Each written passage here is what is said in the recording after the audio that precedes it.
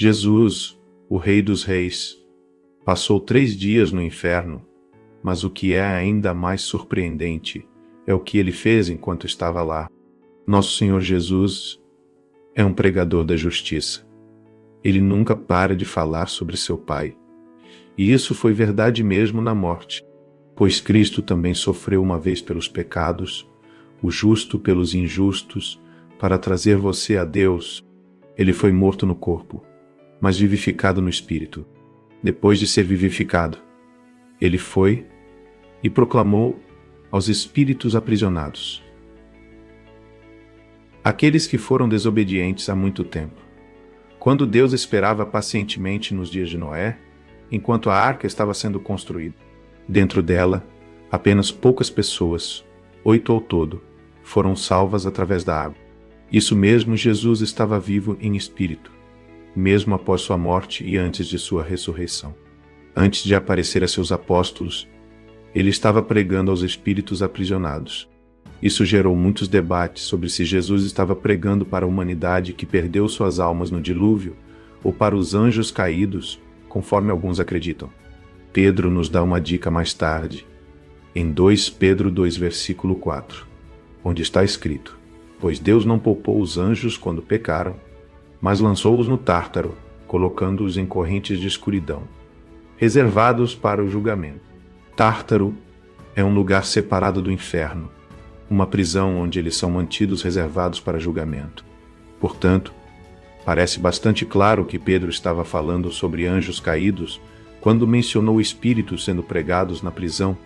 O próximo ponto de controvérsia é o que significa exatamente Jesus pregou a eles.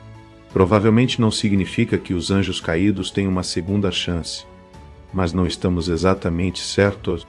Embora não mencione que os demônios serão lançados no lago de fogo e enxofre junto com Satanás e seu falso profeta, Jesus claramente nos diz em Mateus 25, versículo 41, então dirá também aos que estiverem à sua esquerda: apartai-vos de mim, malditos, para o fogo eterno, preparado para o diabo e seus anjos.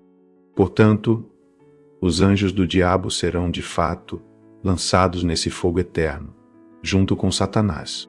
Mas há um grande problema, que é Apocalipse 12, versículo 9, onde está escrito: e o grande dragão foi lançado fora, a antiga serpente, chamada o diabo e Satanás, que engana todo o mundo.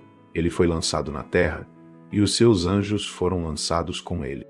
Então, como os anjos de Satanás estão sendo lançados na terra, se já estão aprisionados no Tártaro? Parece que esses são 2 grupos diferentes de anjos.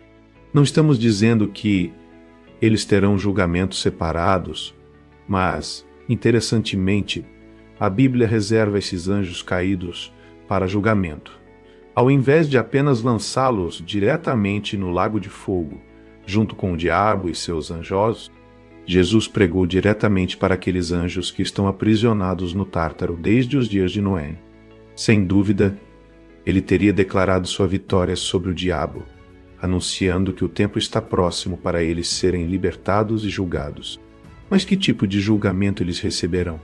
Satanás é lançado no abismo por 1000 anos.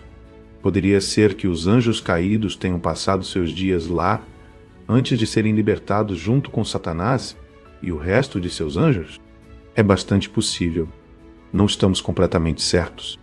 As palavras Tártaro e abismo são muito semelhantes uma à outra. Ninguém sabe exatamente qual é o julgamento dos anjos caídos, exceto Deus e Jesus.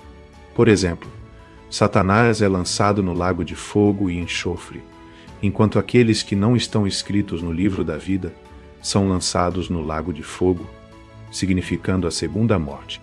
Seja qual for o caso, a pregação de Jesus a esses anjos caídos deve ter sido significativa. Caso contrário, Pedro não teria registrado isso. Espero que tenha apreciado esta reflexão. Como sempre, convido você a clicar em curtir, compartilhar suas reflexões e a se inscrever para se manter mais próximo de nosso Senhor. Sua dedicação a Ele é o que nos impulsiona.